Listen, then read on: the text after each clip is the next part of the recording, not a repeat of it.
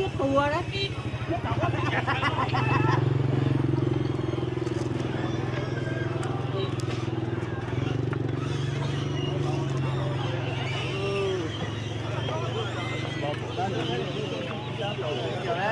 Cái đá kìa.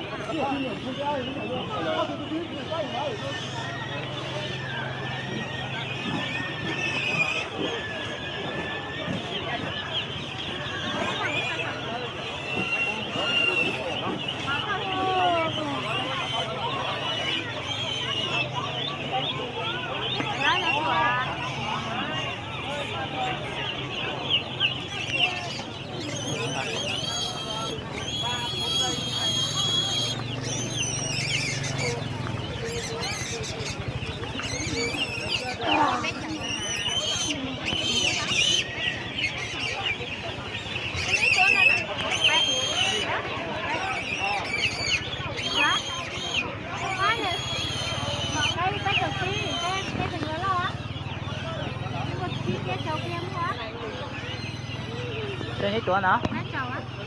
Cho nhỉ? Con nên gặp bác. Cho đi này. Cái bác này nè. Cái con chí này chỉ ở buổi chiều. Nó lo đấy. Na này. Ít chỗ nào? Cái tụi mình có chí này.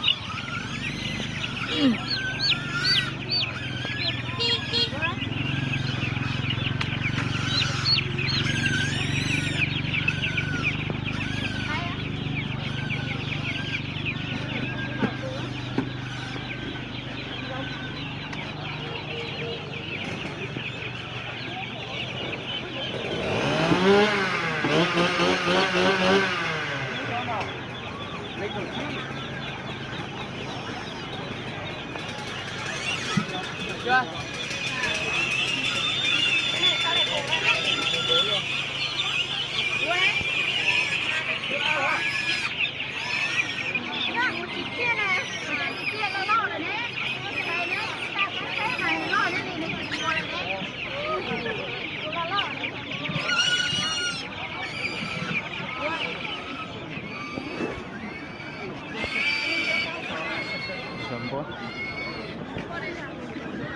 Một cái lau chứ.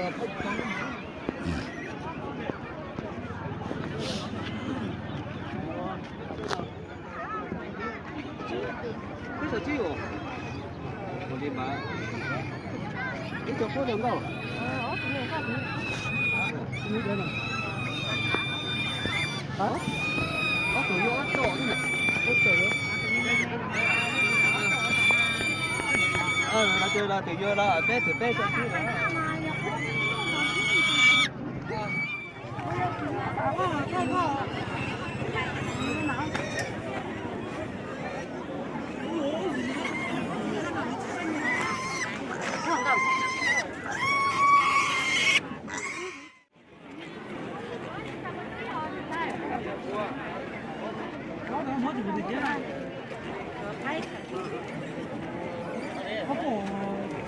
đó.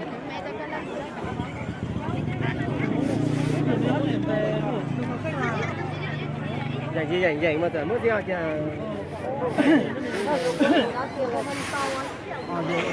Vô kỳ kỳ nó.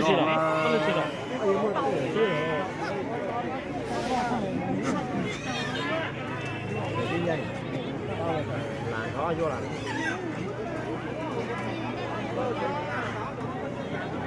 Bây giờ tao còn một chút thôi là nó chẳng ra đây mà. hai kia chứ chị cam cũng chỉ hai là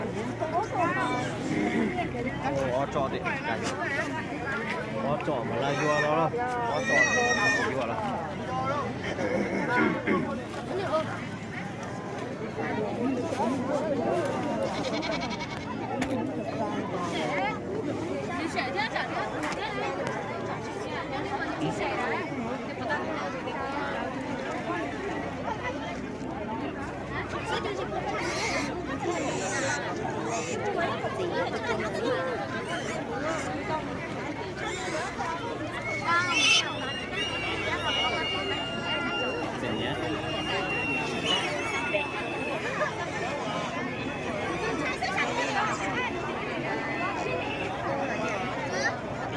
Đi chỗ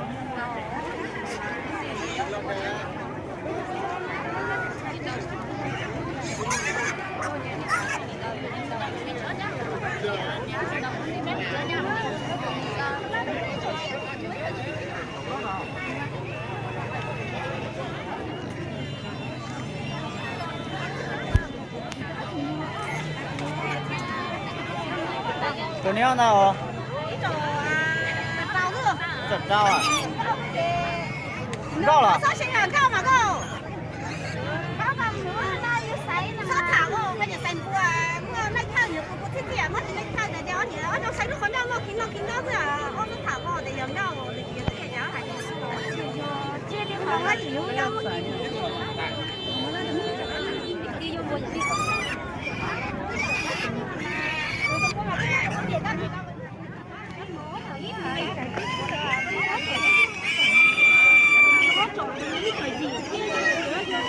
À, tôi nghĩ cho xa thì là chỉ nó lấy cho học rồi đấy. Có ý cho gì thì nó cho cái đơn đấy. Nó chỉ là ở trên trang này nó làm gì ạ? Nó mà nó mới lấy cái số. Thì thế ở trên nhưng mà cái tên hả? À, nó mấy của nó thì rồi cái mấy mà sạch. Dạ mà nó là bao đâu? Cái chỗ nó mang mùi là cái. Đấy mà nó một cái ăn đâu. Lý do nào này? Hả?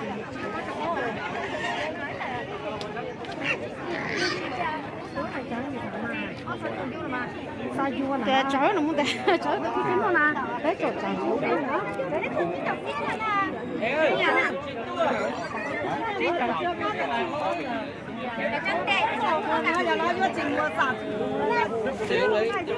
ô để hai chỗ trên nhỏ nhỏ thích đọc viết thì niệm bay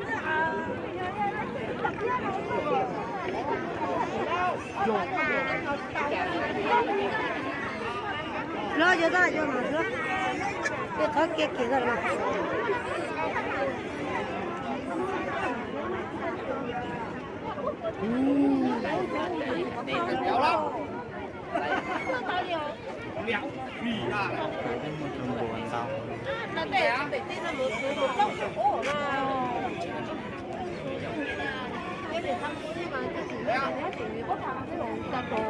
đồ tôi mà nó sủi Cháu hôm nay ta kêu mua trò chơi gì đâu mà.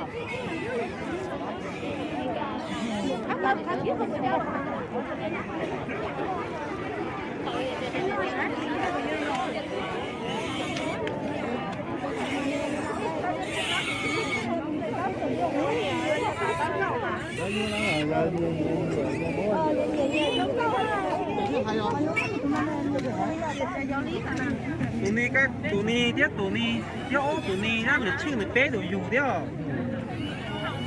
cộng ý là gì có người tận tặng tụi ni nó mua Đây tiểu hả? cái thứ mất nó có chi nó Đây tiểu hả? tụi bé trò chi để sai trái sai cái này lo để nó ra lên Nó nồng hả? sai cái này ăn lo rong rồi này Được quá không à? bé trò chi nè cháu nhớ cho chị ní Tụi được quá rồi. Có mua nào? Có mua bé nữa. trò cao à u chỉ Con tàu này, có mua. sai bé lô trò cao cho bé chi sai lô hơn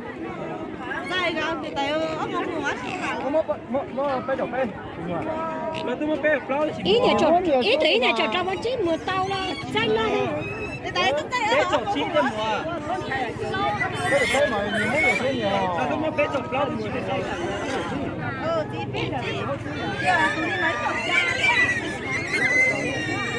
đi mà bé trò flower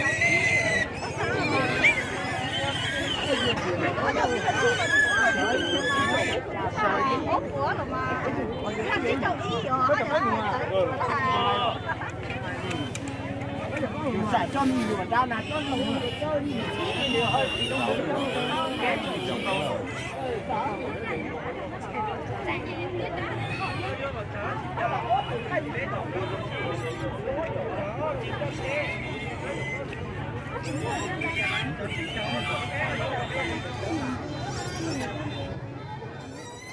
Tao nói đi một lần đấy dùng.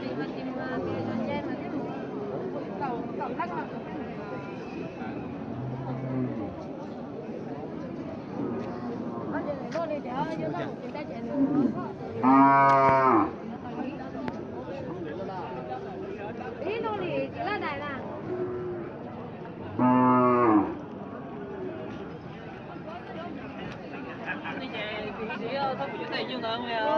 Hắn là suy nghĩ gì á?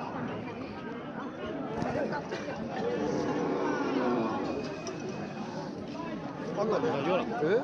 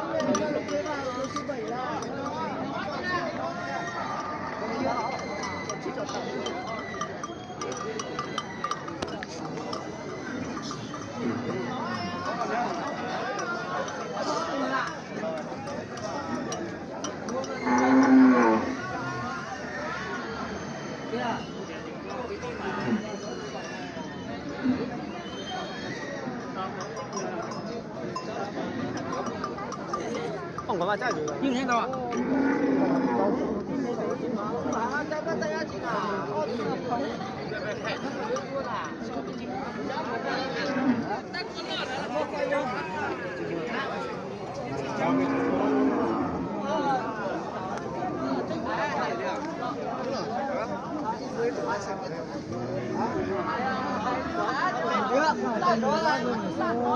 这天昨天早上下雨，说怎么这拿起人家昨天说啥？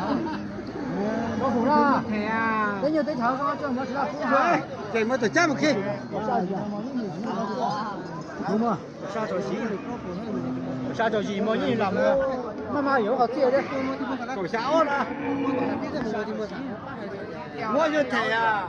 老小到头你们家都老了嘛？我就抬呀。哎，你咋的？买了两万的，你还咋了？你还咋？买俺也有呀。我们去啊，被补贴的。下周几？还有啥？这边。对。有啥了？有多少？对对。然后我听看我下周几呢嘛，要么就谁人么？查的那个人嘛，那个批人么？那咋做的嘛？我都可能用拿钱是吧？用毛根嘛，那当了。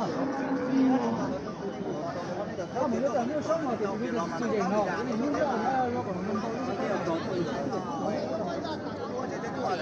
cái chẳng tiếc gì mà cũng muốn tính mẹ và ghét nó mà bởi không phải loại này cho là mấy cho là mất nó không có tiếng gì thì chả cũng tưởng tượng là là một tuần một thế này sao phải không có hay nữa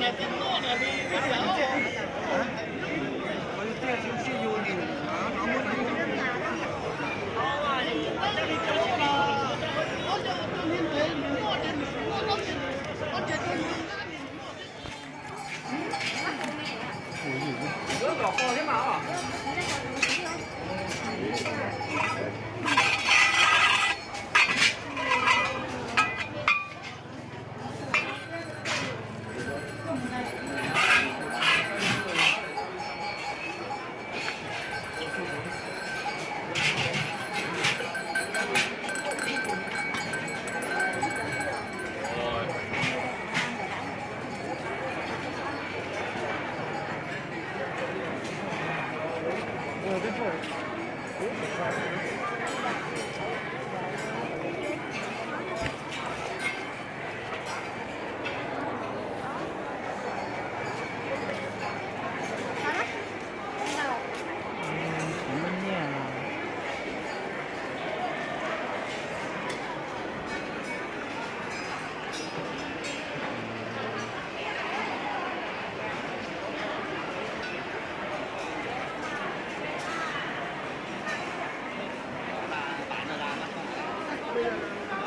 giờ cứ đánh mông phát nào.